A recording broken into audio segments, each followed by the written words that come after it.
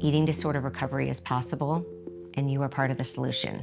It's about understanding and believing in your ability to help to create this change. I'm Dr. Allison Chase. I'm a psychologist with 25 plus years of experience in the treatment of eating disorders.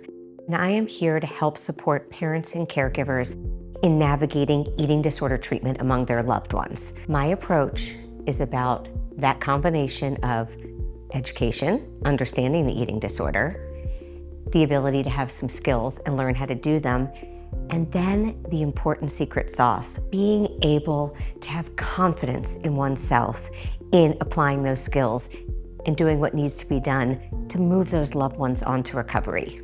When parents call and we start chatting a little bit about what their needs are and what their concerns are about their child, typically the first question that comes out is, I'm really afraid if I say something or if I do something, I'm gonna make this so much worse.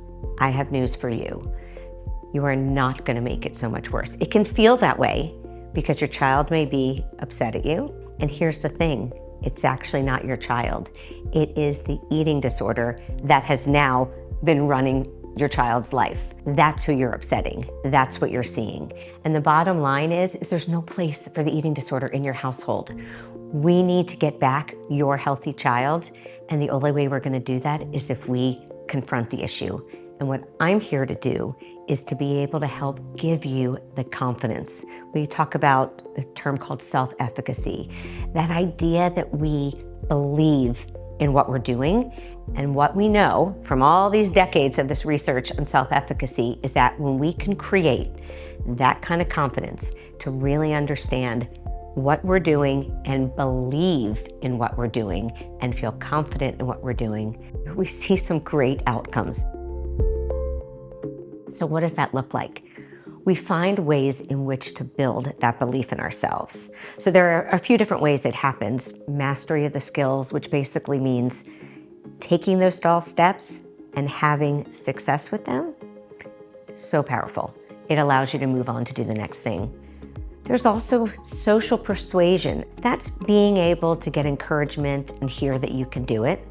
There's being able to help navigate kind of the emotional states that we're in. When emotional states are running high, and I'm talking about that fear, that anxiety is really tremendous, we're not always able to feel very confident in ourselves. So one of the things that we spend a lot of time doing in the families that I work with are helping parents to identify their own emotions and then being able to settle them so they can take the kind of action that is going to get results.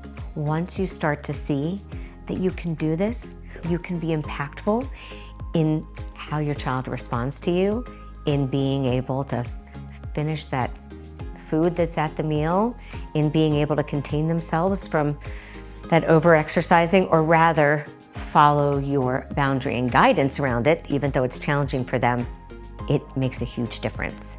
Eating disorder recovery is possible.